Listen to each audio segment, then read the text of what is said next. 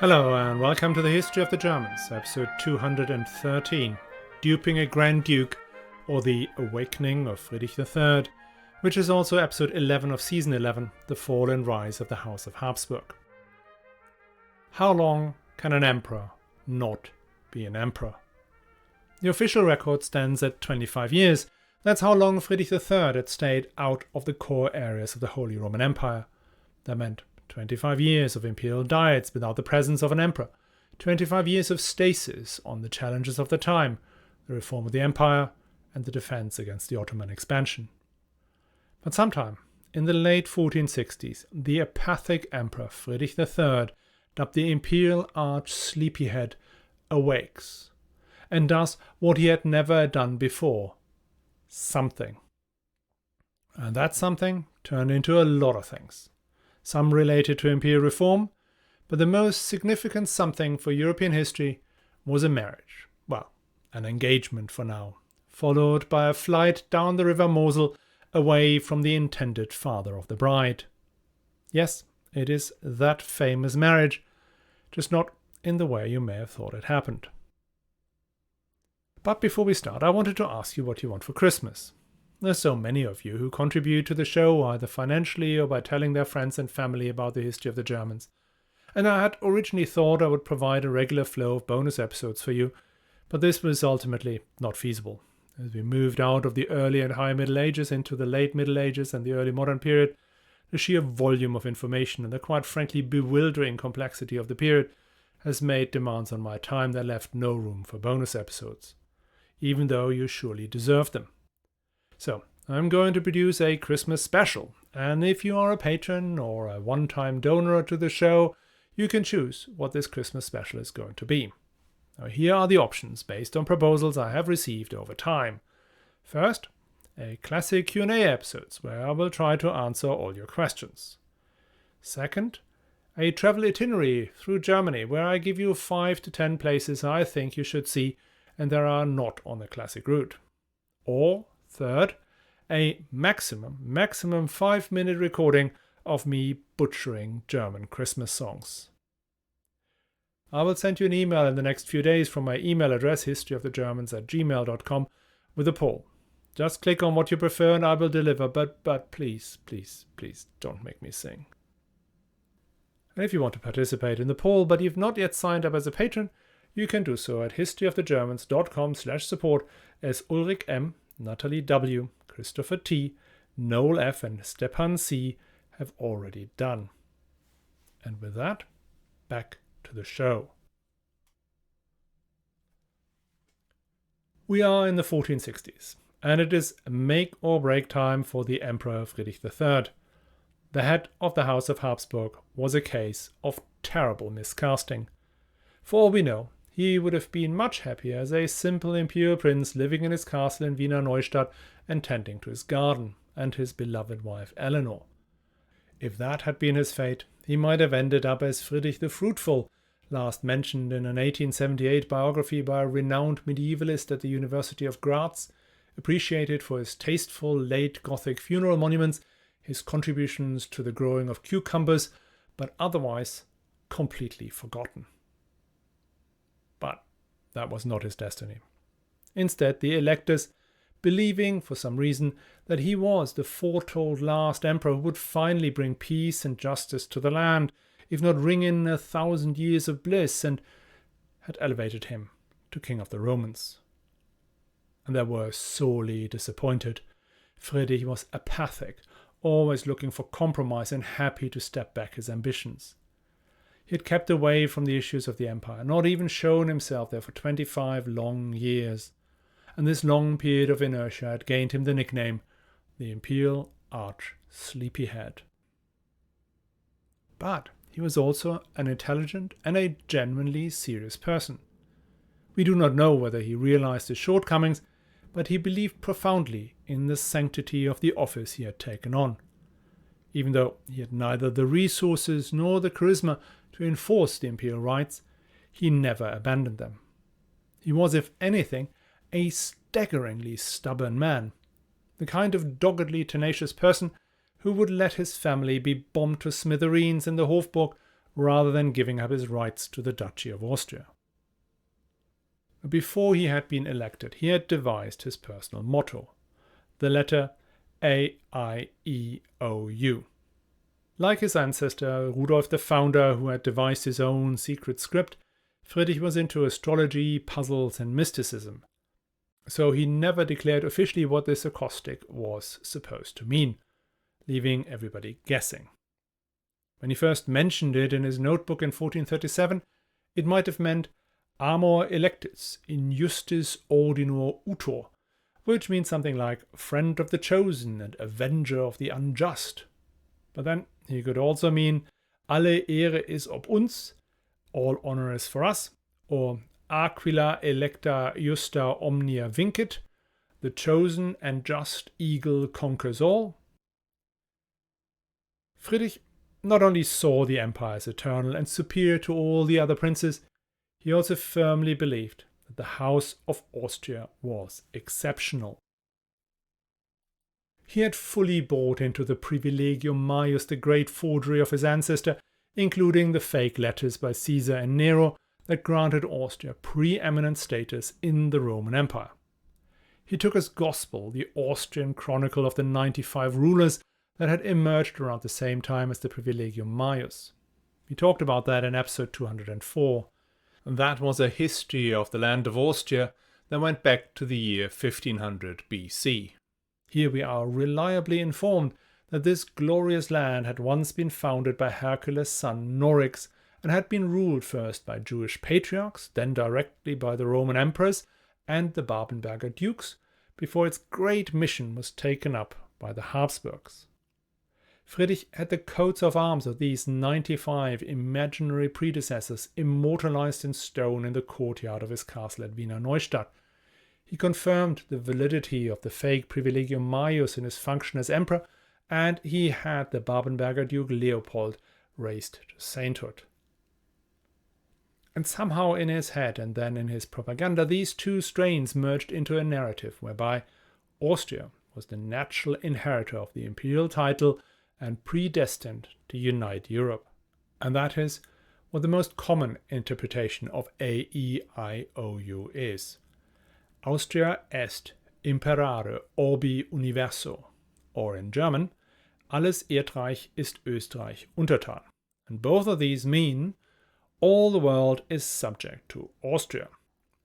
It is from here onwards that the members of the House of Habsburg, even when they were ruling far-flung lands in Spain or Naples or Flanders, referred to themselves as members of the Casa di Austria, the House of Austria, the dynasty that was predestined to rule over the whole world.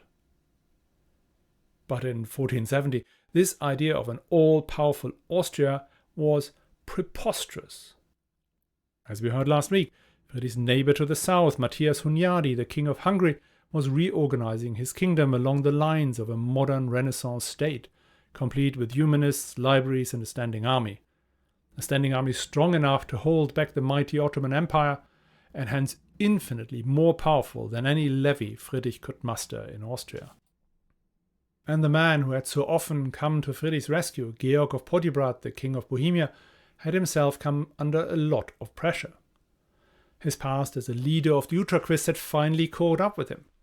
Pope Paul II had revoked the Compacta that had readmitted the Utraquists into the Catholic Church and in 1466 excommunicated and deposed the king. Matthias Hunyadi found it in his heart that he, as the shield of Christendom, had to pick up the burden of stealing Georg of Podiebrad's crown. But as it turned out, Matthias wasn't as good a general as he was an organizer and book collector. So despite his extraordinarily well-trained and well-equipped army, his progress against Georg was slow. But as far as Friedrich was concerned, Podiebrad could no longer be relied upon to come and take the conquerors out of the fire, as we Germans would say. And the big question was what Matthias would do once he was finished with Bohemia. Next up, the alliance of imperial princes who had already tried to replace Friedrich twice had become even more powerful. They had won the Mainzer Stiftsfehde and the Princes' War. Friedrich's allies, the Markgrafs of Baden, the Duke of Württemberg, and Albrecht Achilles of Brandenburg, were licking their wounds. and then the Wittelsbachers had added another Prince-Elector to their list. In 1463, the canons of Cologne had elected the brother of Friedrich the Victorious as their new archbishop and Prince-Elector. And they might have lost Georg of Podjebrad as their champion for the title of King of the Romans, following the latter's excommunication, but they were now talking to the richer and more powerful Matthias Hunyadi, who was contemplating a bid for the imperial throne. Not a man with modest ambition, was he? But that was still not all. The empire had not only to deal with the resurgent Hungary looking north, but also with the Duchy of Burgundy, that was disentangling itself from France and was looking to expand eastwards. The Duchy of Burgundy as an independent state had come about initially because King John the Good of France, who wasn't very good as a king, had given the French Burgundy to his beloved youngest son, Philip. Now, Burgundy is one of those confusing places and political entities. The name goes back to a Germanic kingdom created in the 5th century. That was then absorbed into the Merovingian kingdom and broke up into several parts in the 10th century. So there's the already mentioned Duchy of Burgundy, which is roughly equivalent to the French region of Burgundy around Dijon and Beaune. Then there is something called the Free County of Burgundy, which is near Besançon and in French is called the Franche-Comté. Then there was a Kingdom of Upper Burgundy, which is roughly today's French-speaking Switzerland with its centers in Geneva and Lausanne. And finally we have Lower Burgundy, which covers the Rhône River from Lyon to Arles and also contains some of the French Alps. Now the Burgundy we're talking about today has its nucleus in the Duchy of Burgundy, so not the kingdoms or the Franche-Comté, but the Duchy of Burgundy. After Philip, called Philip the Bold, had received the Duchy of Burgundy from his father, he married the heiress of the immensely rich county of Flanders, who also brought Brabant and Limburg in the family. There was one duke in the middle called John the Fearless, but it was under the third duke, Philip the Good, who ruled from 1419 to 1457, that the Burgundians really expanded aggressively into the empire. We did already discuss the acquisition of Hainaut, Holland and Zeeland in episodes 198 and 199, but Philip the Good wasn't done with that. Throughout the remainder of his reign he added Luxembourg, Namur and Liège, making him truly the Grand Duke in the West. The Burgundian rulers were immensely wealthy because they owned the great Flemish trading and cloth-making towns of Bruges, Ghent, Antwerp, Brussels, Ypres and for a long time, the Burgundians had been focused on French politics, where they were the deciding force in the 100 Years' War. Just for our English listeners, it was the Burgundians who took Paris, and they were the ones who made the Treaty of Troyes possible that elevated the English King Henry V to the French throne. But when Henry V died and England was careering towards the War of the Roses, the Burgundians got into a bit of a pickle. Now, they were originally French princes. The French did not like them very much anymore, something to do with burning of a virgin in Rouen, I heard. So, as much for self-preservation as for self-aggrandization, the Grand Dukes of the West needed a new title and a new position. And that title and that position had to come in or in conjunction with the empire. And then came the son of Philip the Good, Charles, who we call the Bold, but which the French call le téméraire, the reckless. Charles built a huge standing army, and he ordered tapestries that depicted him as Gundobad, the 5th century king of the Burgundians. And he would often talk about the Emperor Lothair, whose lands once covered a broad stretch of territory all the way from the North Sea to the Mediterranean. All things that made many people inside the empire nervous, including the Emperor Friedrich III, who, as we have just heard, already had a long list of things to be nervous about.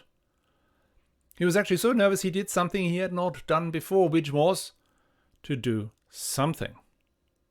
As I said, he wasn't stupid or a total pushover, just slow, deliberate, and keen on the quiet life.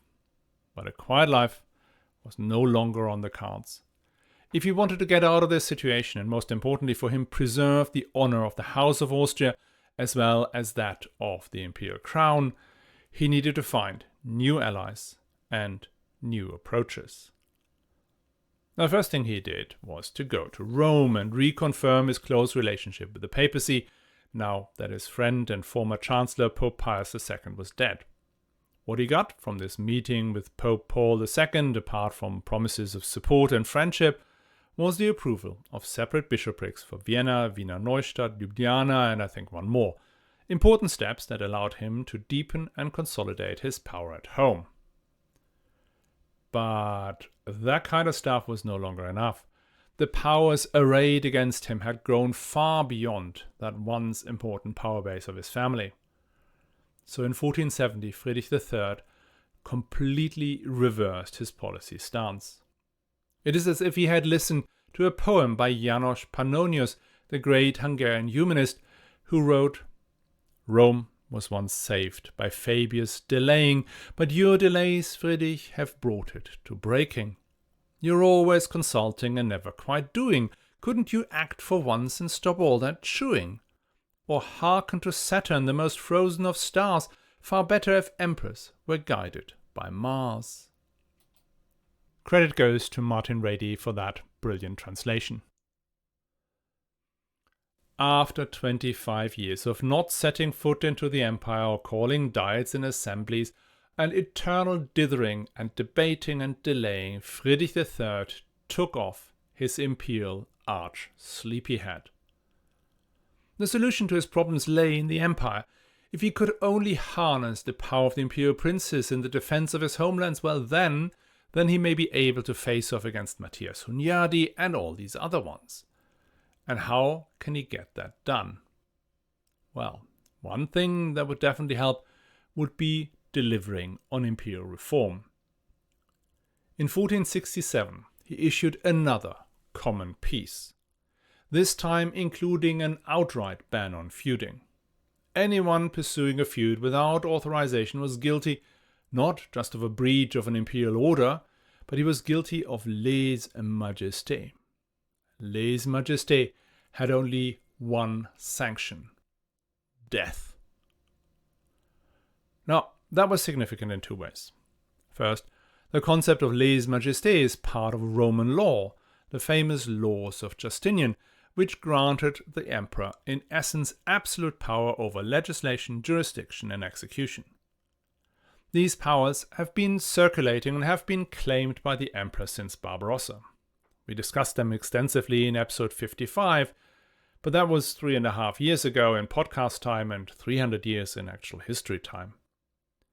So in the meantime, Roman law had permeated so much of European, specifically continental European jurisprudence. What appealed was that Roman law was structured and comprehensive.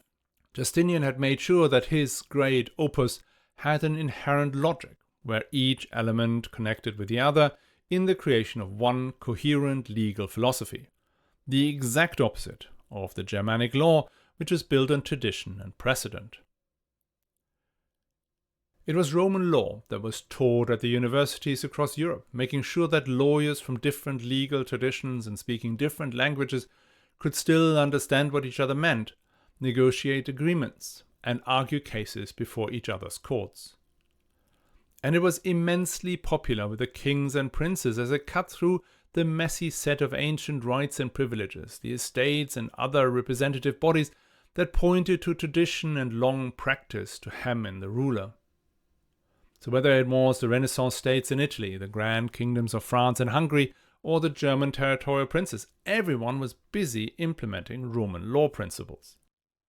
And Friedrich III jumped on the bandwagon when he added the lèse-majesté to the arsenal in his fight against feuds.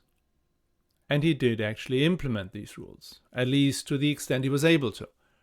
When his mercenary captain Andreas Baumkirchner declared a feud against the emperor over unpaid bills, which was entirely legal at the time, Friedrich lured him to Wiener Neustadt and had him and 2 of his colleagues executed for lèse-majesté, where the only sanction was death. He had finally learned to walk and chew gum at the same time. In 1470 he had a visit from Adolf of Nassau, the Archbishop of Mainz. Now, we've met him already in episodes 191 and 186. Not a nice guy. But Friedrich is no longer Mr. Nice Guy either. He needed to get stuff done. And Adolf was the kind of guy who could get stuff done. Adolf took charge of the Imperial Chancery and the Kammergericht, the redesigned professional court system that Friedrich had established in 1442, but that had fallen into disuse. And Friedrich showed himself again in the empire. In 1471 he called the princes of Christendom to Regensburg for a grand assembly to discuss what to do about the Ottomans. Admittedly, that was a bit late, a touch self-serving, as Ottoman raiders had been penetrating into Styria, and it yielded the usual zero result. But at least Friedrich was breaking the ice. He was no longer Saturn, the most frozen of stars. And Mars was on its way. But before we get there, we need to take a detour to see Mars's lover, Venus. Not for himself, obviously. Since his wife Eleanor had died in 1467, he had not shown any interest in other women or men or anything, either out of his natural inertia or in an attempt to create another wholly imperial couple, like Henry II and Kunigunde. No, the worship of Venus was reserved for his one and only son, Maximilian. The last time Maximilian had appeared on the scene was in 1463, when he was a 4-year-old hiding in the cellars of the Hofburg, but now, i.e. in the year 1473, he had grown up to be a strapping lad of 14, ready to take on his duties as son and potential successor of the Holy Roman Emperor. And his father had an idea, or more precisely, his former Chancellor Aeneas Piccolomini had that idea a long time ago. An idea so cunning it would change the history of Europe, quite fundamentally. And that idea was for Friedrich to take a leaf out of the book of his ancestor, Rudolf I, and properly leverage his imperial title. Not by calling in vacant fiefs, that he would do later, but by offering crowns in exchange for marriage. And the person he was offering the crown to was Charles le Téméraire, the Reckless, the Grand Duke of the West, the Duke of Burgundy, Luxembourg, Limburg, Gelder, Count of Flanders and Namur, advocate of the Prince-Bishoprics of Liège and Utrecht, etc., etc., pp. And in exchange, Charles would offer the hand of Mary, his only daughter and only child, in marriage to Maximilian of Austria. What an amazing deal. Charles gets what he always wanted, a crown and independence from France. And the House of Habsburg brings home the richest heiress in Europe. But before you go, hooray, we're finally getting into how the Habsburgs had married their way to the top, let's first hear what actually happened. Now, such a seminal transaction could not be done over the phone or by messenger. The two principal actors, no, not Maximilian and Mary, Friedrich and Charles, needed to meet. And that meeting took place in the autumn of 1473 in the city of Trier.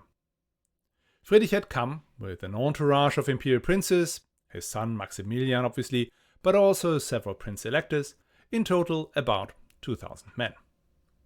Charles le Téméraire arrived with his own standing army of 15,000 and a full display of the wealth and power of the Grand Dukes of the West. Charles had reached the pinnacle of his career. He had clapped his adversary, King Louis XI of France, in irons. He had brutally suppressed an uprising in his own city of Liège, had allowed his troops to plunder and burn the place down, so that the Austrian ambassador wrote back to his master that Liège was covered in a blanket of red snow, only the stumps of the church towers sticking out. After that, the proud cities of Flanders, even the mighty and unruly Ghent, submitted to the will of the Duke. And that was followed up with the annexation of the Duchy of Gelder and the agreement with the Duke of Lorraine that turned that duchy into a protectorate of the Burgundians. And with these acquisitions, Charles had finally connected the family's original possession, the Duchy of Burgundy, with their main power base, the Low Countries, in one contiguous territory. And he was extending his tentacles further south by acquiring the Habsburg lands in Alsace from Friedrich's dissolute cousin Sigismund of Tyrol. Very slowly, that kingdom of Burgundy, maybe that empire of Lothair, was rising again. When Charles rode into Trier at the head of the army that had burned Liège, that had taken Geldern and had intimidated the Duke of Lorraine, he insisted on showing the other side of Burgundian power, the splendor of his court. He arrived wearing a cloak bedecked with 1,400 pearls and 23 rubies over his gilded armor. He wore a hat, well, not yet the most famous golden hat, but still an ostentatious garment featuring a stork feather decorated all over with precious stones. Charles had brought what looked to many like his entire store of household goods, cloth of gold and ermine for himself and his entourage, the finest tapestries from the unsurpassed workshops in Arras, Tournai, and Brussels, plates and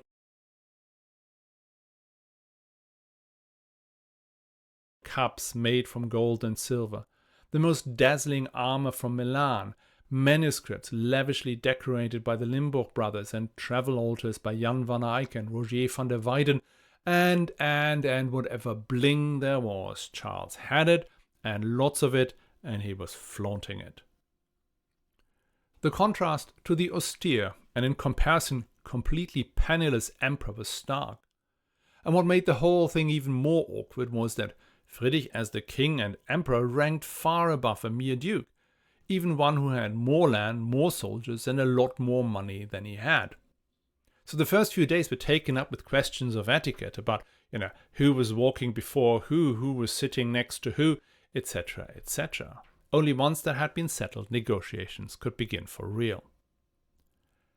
Charles' opening bid was that he would like to be elected king of the Romans, and thereby become Friedrich's successor as emperor, but he would then also sponsor the election of Friedrich's son Maximilian, who would then become his heir by marrying the delightful Mary of Burgundy. Friedrich very much liked that very last bit of the offer, but the other elements, not so much. Friedrich was not at all willing to allow a king of the Romans to be elected during his lifetime. A new king of the Romans might take leadership of the imperial reform movement and then sideline him. And that reluctance even extended to his own son, let alone would he have given it to the powerful Duke of Burgundy. Now, fortunately for Friedrich, he could hide behind the reluctance of the prince-electors to endorse Charles' candidature. Friedrich still had a majority in the College of Electors, having strong links to the archbishops of Mainz and Trier, the Duke of Saxony and the Markgraf of Brandenburg. But these links were not strong enough to convince them that they should elect someone with a standing army of 20,000, reckless ambition, and a reputation for utmost brutality. Plus, I really not enjoyed being upstaged by the Burgundian glitz and glamour every single day for a month and a half. So Friedrich proposed an alternative option. What he could arrange for was the elevation of the Duke of Burgundy to King of Burgundy. That was an ancient title the empire had acquired under Conrad II, see episode 24. But it had been a long time since an emperor had been crowned King of Burgundy. I think the last one was Karl IV. But, the title had never formally disappeared. Now, I could not find out what exactly the constitutional construct for Charles' intended royal title had been. Was it a title like that of the King of Bohemia that gave a degree of independence but retained the bond of vassalage to the empire? Or was it meant to be an elevation to be an independent royal title, as it had been bestowed on Poland and Hungary in the 11th century? Now, even if it was a bit vague, Charles was keen. The royal title, he was sure, would help him to turn his various territories with their respective institutions and traditions into a coherent political entity. And he just really liked to wear a crown instead of just a ducal hat. So he had his many goldsmiths produce such a crown, and a scepter, an orb, and all the other accoutrements, all in the finest and the latest Burgundian fashion. He summoned the Bishop of Metz to preside over the coronation ceremony. But before that went ahead, the last business end needed to be tied up: the engagement of Maximilian and Mary of Burgundy. Now, as it happened, only Maximilian was present at Trier. Mary had stayed behind in Flanders, depriving the emperor from inspecting the merchandise, which irritated him no end. Charles seemed to have brought his entire household, just not its most important member. But even though she was sight unseen, still the engagement went ahead. Now, with all the agreements signed and completed and announced, Charles spent his days devising ever more elaborate parades, rituals, and costumes to display his soon-to-be elevated status. Whilst Friedrich had very different thoughts. Well, we do not know what these thoughts were, and historians have debated them back and forth for a long time, but what we do know is that in the middle of the night, on the day before the intended coronation, Friedrich, with his small entourage, boarded a ship and slipped out of Trier. When Charles heard about it, he sent his trusted lieutenant and governor of Upper Alsace, Peter von Hagenbach, to intercept the emperor. Hagenbach and his men rode as fast as they could along the Mosel River, and when their horses broke down, they swapped them for a rowing boat, and they rowed as hard as they could. Finally, they caught up with the emperor. Now here's the historian Bart van Loo's description what happened next. Quote, Hagenbach, who was fluent in French and German, could address Friedrich III in his own language and asked whether His Majesty wouldn't wait a bit for the Burgundian Duke. Hagenbach said that Charles felt wretched about the emperor had risen so early. If it pleased Friedrich to exercise patience, the Duke would be able to say farewell in a more dignified manner. So even in these delicate circumstances, courtesy remained an important consideration. Friedrich agreed on condition that it would not take too long. When half an hour had passed and the vessels were still bobbing in the stream, a frown appeared on the emperor's face. Hagenbach declared he would fetch his master. He could not be far away. Friedrich nodded. The governor of Upper Alsace then jumped into his boat, but he was barely out of sight before the sovereign of the Holy Roman Empire gave the order to continue the journey. By the time Hagenbach reached the Duke, the bird had flown. End quote. What followed was an epic tantrum. Charles le Téméraire had always been famous for his outbursts, but what his courtiers observed on this day, November 25, 1473, went beyond what anyone had ever seen before. Charles locked himself into his room and smashed all his furniture like a 15th century Keith Moon. This day that he had hoped would be one of glory and triumph had become one of fury and shame. The Duke of Burgundy had been played in the most outrageous fashion. His daughter, the greatest prize in the European marriage market, had been given away for nothing. Breaking the engagement wasn't an option because it would make his embarrassment even more obvious than it already was, and there was also no other means to acquire a royal title. The rage that he felt about this would send him on an ever more reckless path to achieve his dream of reviving the early medieval Burgundian kingdom, or even the Empire of Lothair. And this path will lead him to a small town between Cologne and Düsseldorf, the city of Neuss, and into one of the longest and the most celebrated sieges of the Middle Ages, though celebrated more vigorously in the German lands than in the dominions of the Burgundian dukes.